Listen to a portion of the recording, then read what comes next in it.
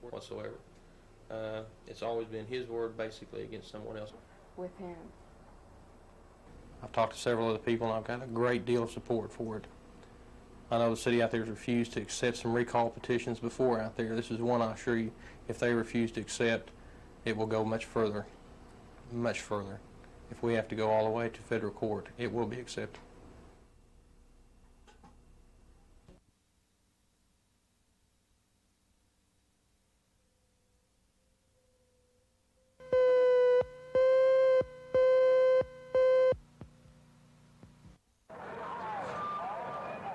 Which began at 7:15 a.m. Pacific Standard Time.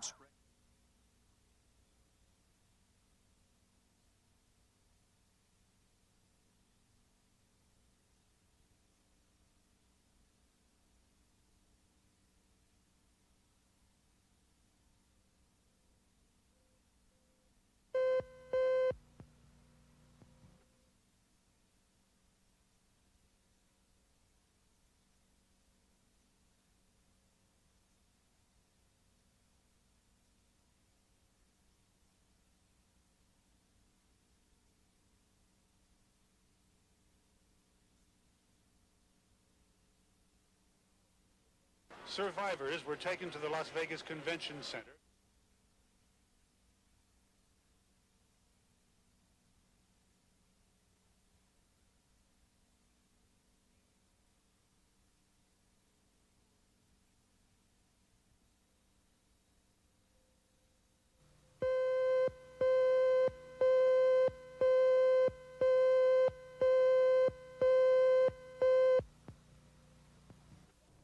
This trash was dumped along a secluded road in southwest part of Oklahoma City. The people didn't quite make it to a landfill.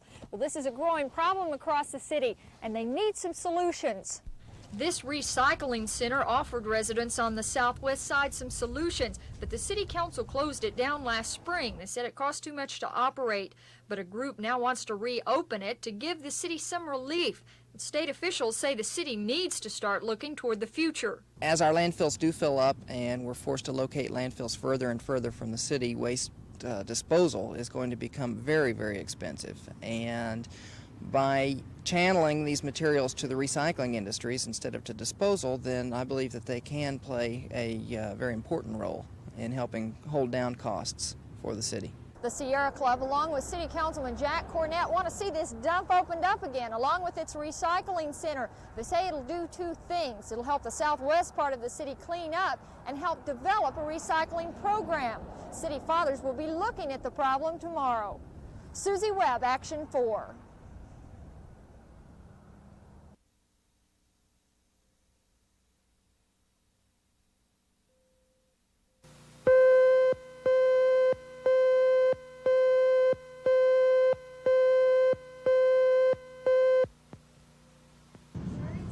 Children at Highland Park Elementary know something is wrong, and they say they're afraid fifth grade teacher Billie Jean Kearns might be fired. They say she's a good teacher, and Superintendent Babe Eubanks agrees. He says her record is good, and he can't find proof that she did anything wrong. Before taking a test one day, one or more of the children said, "Could we have a little prayer before we start this test?" And that was not instigated by the teacher. That was certainly at the suggestion and recommendation of the children. And as far as any drawings on the wall, I think to me they would be very innocuous. By the time we could photograph the room, some of the drawings had been taken down.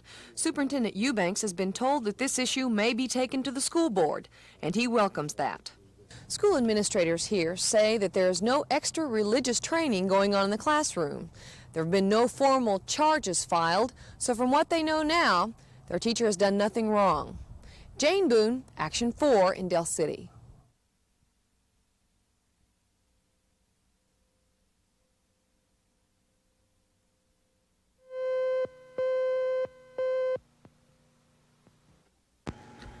Norma Vandergriff is one of many people who have had to pay a high inheritance tax due to a death in the family.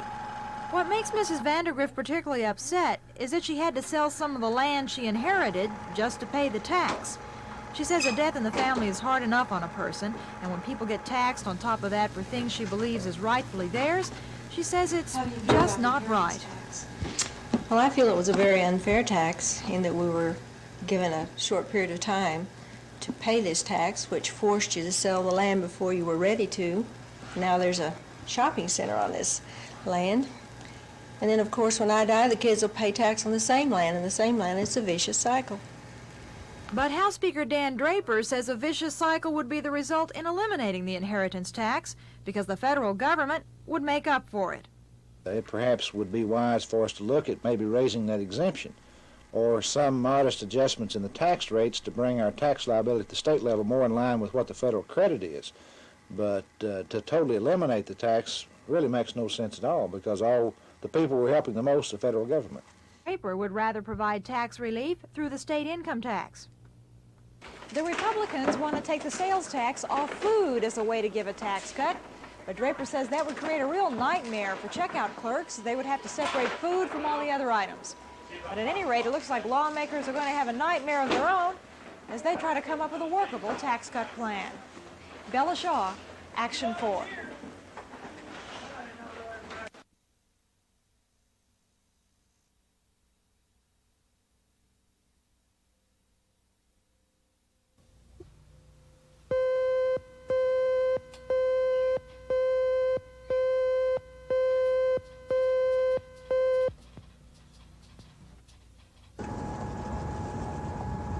Well, here they come. Boy, are they expensive.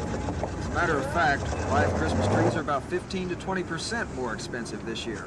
Some of the trees on this lot are $100. But despite the price tag, you just can't have Christmas without a tree. And besides, with a live tree, you get the pine scent without destroying the ozone with an aerosol spray. Now, artificial trees, they need the spray. But let's face it, they're every bit as pretty as the real thing. They don't need water and they last longer than live trees. However, they do cost more. Artificial trees are nice. They're not as messy as the real thing at the end of the year when you're ready to take them down. But it seems like a lot of money to be spending on something that's going to sit in the attic for 11 months out of the year. But still, the cheapest method of getting a Christmas tree is the traditional way. You just go out in the country somewhere and find one, chop it down. Hey, you!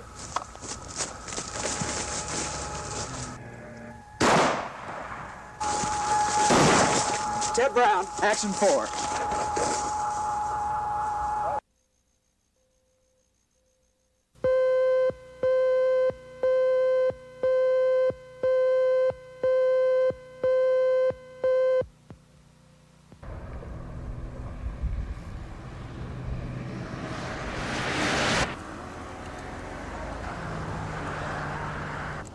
Just hold it there.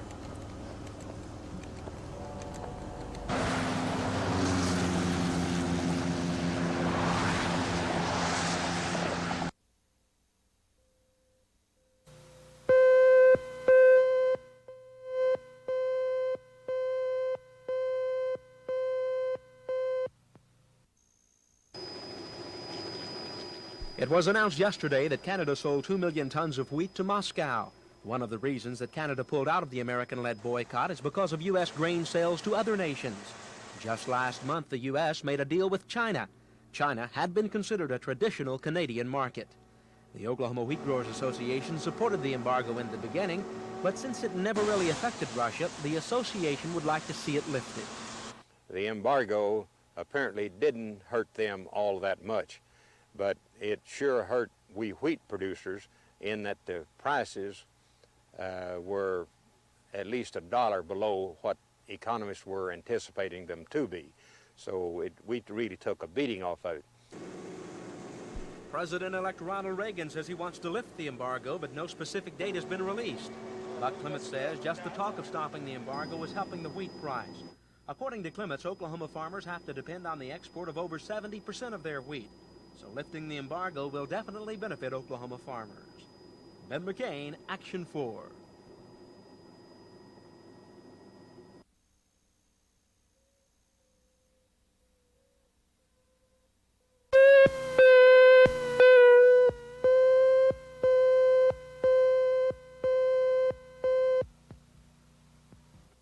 Well, I think Robert Delano is the American Farm Bureau president. He says inflation is the #1 problem facing farmers and ranchers today because it reduces farm income. Delano also says inflation is the cause of what consumers consider Let's take the issue of high food prices. Most of the increases that have occurred in 1980 and will occur in 1981 will be in between the producer and the consumer. It'll be increased cost of transportation, increased cost of labor and packaging and preparing this food for the consumer. And this is where the inflationary increases that cause the increased price of food occur. Delano is optimistic the Reagan administration will be able to control spending and reduce inflation, and he's confident President-elect Reagan will provide the leadership to eliminate the inheritance tax. Ben McCain, Action 4. If only they could clothe and feed and educate their children.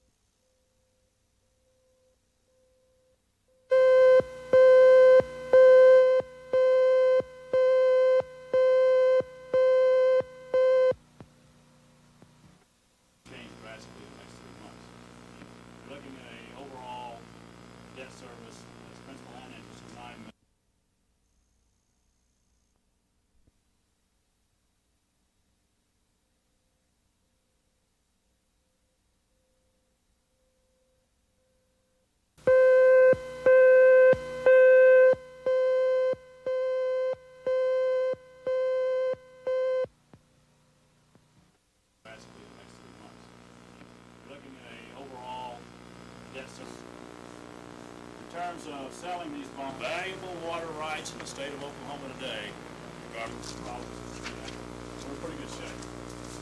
It's a top chart show. I don't know if all of you will be able to see this, but I'll try to speak to the issues.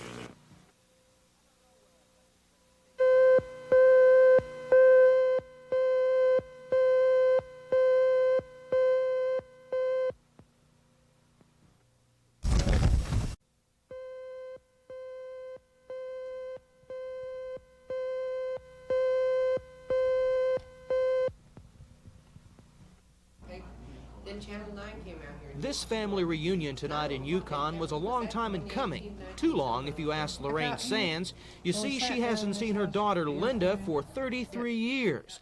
Linda was kidnapped by her babysitter in 1947. The sitter was never found, and in a state of shock, Linda's memories about her real parents were blocked out. All her parents had to go on were just a handful of photographs. The police never found Linda, so Linda had to find her parents. Well, I called the first time. I didn't even let it ring, and I hung it back up, and I said, well, it's now or never. So I dialed again, and then she answered. And when she answered, that did it. I knew that's what it was, because it just, like she was right there with me, and I just could feel her. Just, I don't know, it's hard to explain. Just happy.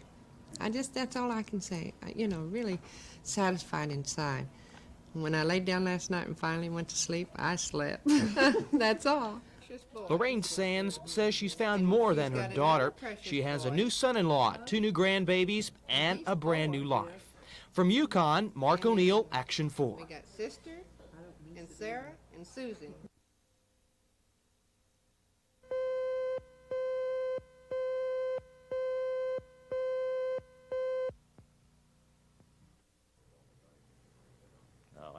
Something maybe you ought to talk to Mr. Patton on, since it was his office. Something maybe you ought to talk to Mr. Patton on, since it was his office out there to some degree, and that is a public document now. And they're charged with using Senator Stipe's official position as a state senator and conspiring to extort $15,000 from Lewis, his wife, and his company in Colorado by making the Lewises believe that Stipe could prevent the extradition of Lewis if such monies were paid. But if the money were not paid, that Lewis would be returned to Oklahoma and he would thereafter suffer dire consequences, both economic and otherwise.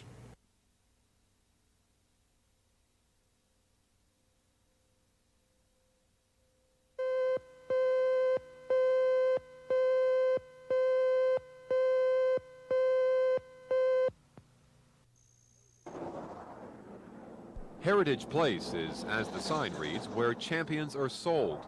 The horsemen who deal at this Oklahoma auction center do exactly that and only that, buy and sell. The horses are taken mainly out of state to race. Now, business is good for the horsemen who buy and sell at these booths on auction day, but it would be even better if Pari-mutuel racing is accepted in Oklahoma. The value of the horse passing through this market would literally skyrocket. Traders wouldn't be the only ones to profit, though. The state would reap several $1 million in taxes each year. Also, backers of Pari-mutuel racing claim business and tourism would boom. I very definitely think that the face of the city would be changed because now you have a major sport. And anytime you've got a major sport in a city, it has to change the face of that city economically. It creates money. And Oklahoma City could use this kind of revenue.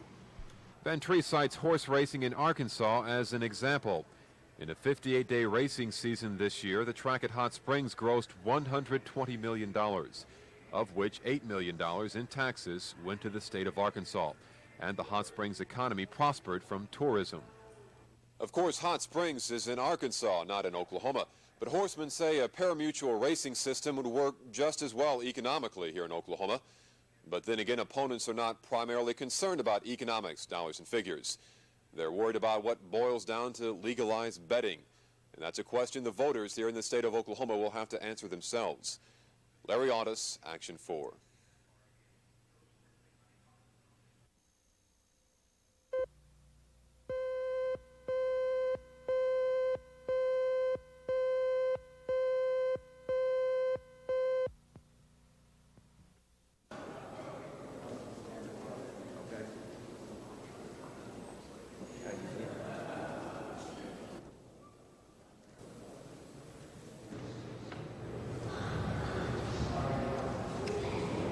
Of course, what we're dealing with here is department policy and procedure, which is actually a higher standard than what you would find in a criminal court, because our people are, due to our policy and procedure, are to act at a higher standard than what the criminal law might designate. Of course, they found that he was in violation of this policy and procedure, and their recommendation was termination. That the recommendation for termination was.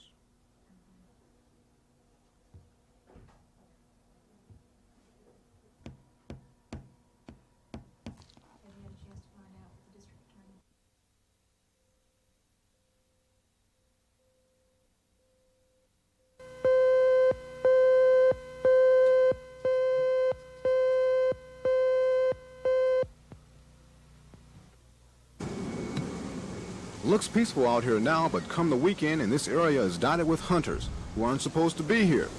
There are signs everywhere warning hunters to keep off private property. To show you how effective signs are, all of them have been shot to pieces by hunters before and after the sport. Signs are useless. Landowners try using traditional barbed wire fence to keep out unwanted visitors after quail and deer. However, it's not doing the job either. And now some are saying the only alternative may be a violent one. I guess, you could say you're going to shoot them, no trespassing or we're going to get you, but, I don't know how far you can take it, really. You think it'll ever come to that in this area? Who knows? It depends on how bad it gets. Another landowner says it's not hunters, but fishermen trespassing on his land that's bugging him. He has his own solution. You just can't go out and shoot somebody, even though you'd like to sometime. That guy that tore my fence down up there with a boat over the top, I'd like to take that boat and made him a necktie out of it. And so many landowners in Oklahoma County are upset about trespassers too, and rightfully so. Sure, there's a lot of good hunting and fishing land off Oklahoma roads, but what many are forgetting is most of that is private property. That's why many landowners are adopting the attitude of shoot now and ask questions much later. In eastern Oklahoma County, Ed Stewart, Action 4.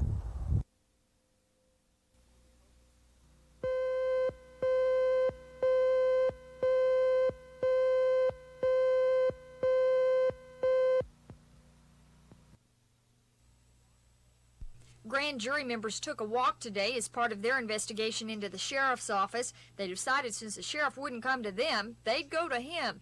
They wanted to see certain records concerning the prisoner's food bill. The sheriff was in his office, but he said his bookkeeper had those records. He didn't, and the jury left. Meanwhile, the sheriff's attorneys were across town continuing their battle to keep the sheriff from having to testify. They say that the grand jury has become a media event, and the sheriff is not getting a fair chance. We're objecting to the matter of secret hearing before the grand jury being put out in the news media. Not that we're opposed to the news media, but under the statute, those things are supposed to be secret. Tomorrow, the 3 judges on the Court of Criminal Appeals will look over the action that was filed today, and any decision coming out of this court will decide whether Gene Wells does or does not testify before the present county grand jury. Susie Webb, Action 4, the state capitol.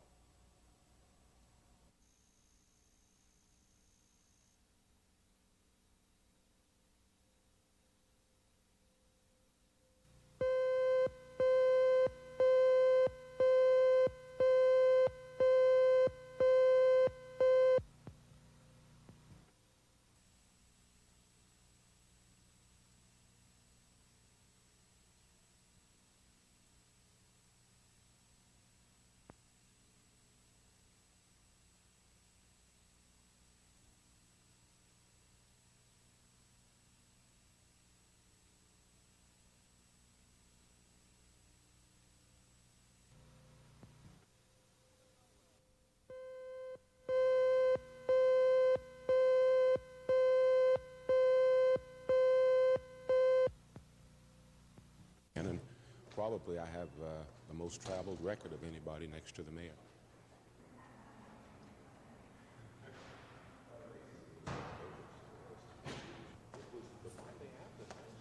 I had an illness in my family on Wednesday. Now, I couldn't give the money back because there was nobody to give the money to.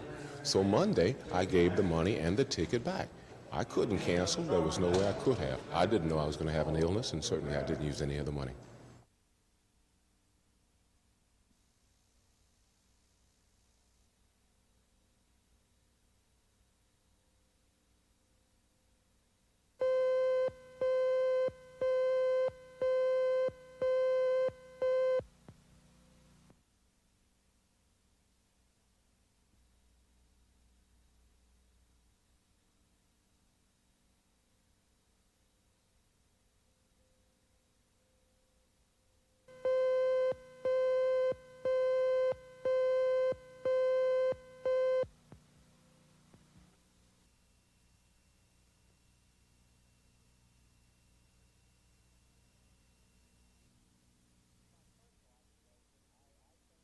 My personal observation, I think that the real need facing Oklahoma in the years ahead is the county road system. You know, city streets are bad, and we're trying to help them, and they have a source of revenue that they have a source of taxation. Counties don't, basically. But county roads in the future are going to become even more severe as for example, if the railroad shut down and we have to haul all the wheat, as we pointed out before, they're just going to be devastating to the county rural road program. A large amount of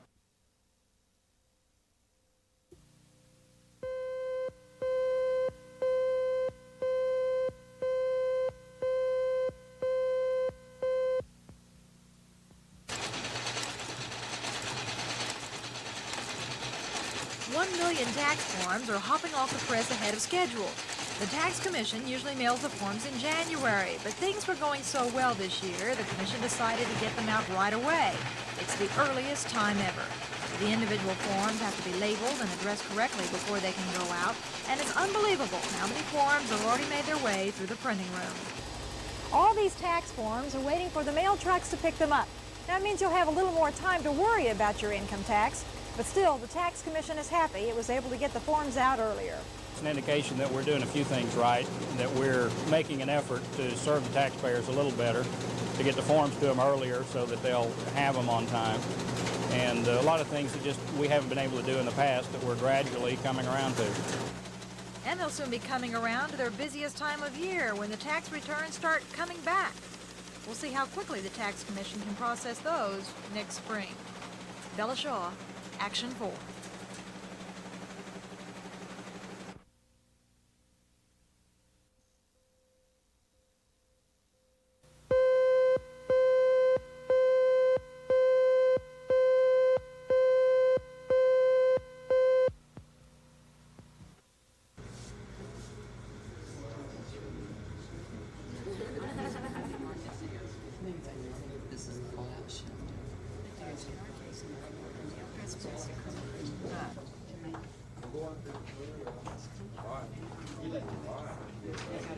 What we'd like to have is a chance in court to speak our case and for the judge to decide which is the greater crime, whether the 7 of us who committed trespass had the greater crime or whether the documented safety violations of the Kerr McGee Corporation in their uranium mining is a greater crime.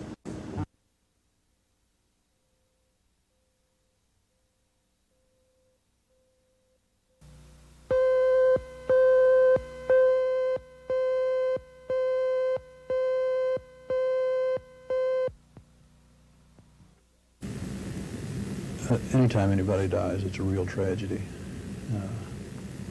I am sincerely sorry to hear the death of Gene Wells.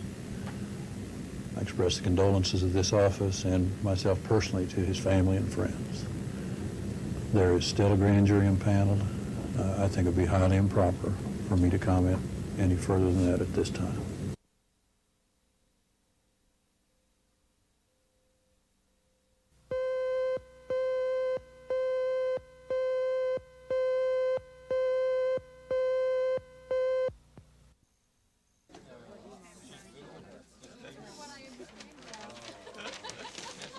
Stick my blue out? Oh, we can get it. I don't know. Good. He wasn't paying any attention. Good. You been there already today? There's stuff right there.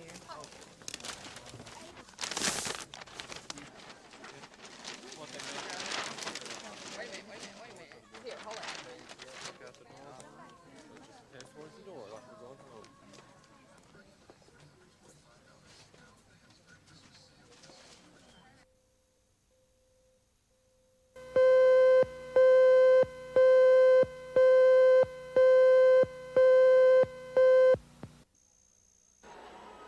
Aside from raising home rates by $1.30 for Oklahoma City residents, the proposed rate increases would mean that a 15-cent payphone call would go up to a quarter. Tonight we went to Quail Springs Mall and asked people at random how they feel about the increase. I don't think they need it. Why not? Well, it's high enough. They have the inflation problem just like everybody else, so I think we ought to accommodate them. I haven't read the article, but I think it's bad news. Wichita, Kansas is 10 cents for a phone call, and you're just looking at 120 miles away from here. I mean, to me, personally, I think it's bad news. You think they deserve it? Well, I think so. Of course, then I see it from a slightly different point of view in that I'm a Bell employee. The Corporation Commission will be the ones to decide whether or not Bell Telephone deserves a rate increase. No matter how people feel about it, some kind of increase is probably near. So it's going to cost more to reach out and touch someone. Ted Brown, Action 4 in Quail Springs Mall.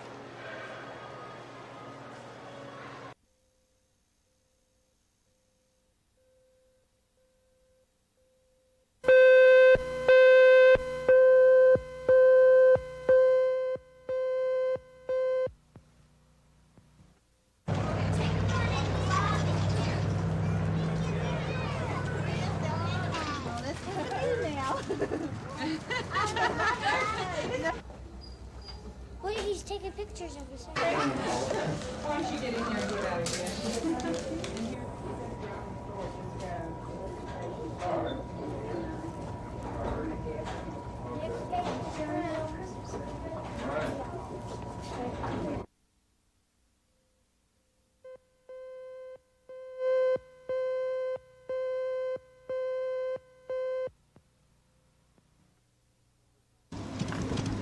Carrie Kendall was found in a small oil field 1 mile south of Guthrie, not too far from where she lived.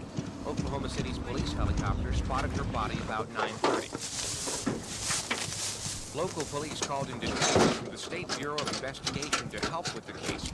Kendall left home to get a newspaper yesterday afternoon, but when she didn't come back, neighbors and police organized a search. Investigators aren't commenting, but a police source says she was beaten and her throat may have been cut. There it is. I knew it was there. I knew it was there. Detectives canvassed the area today. They were looking for car tracks, but they say they have no suspect yet. Police won't say if Kendall was sexually assaulted, but they are looking for several known child molesters.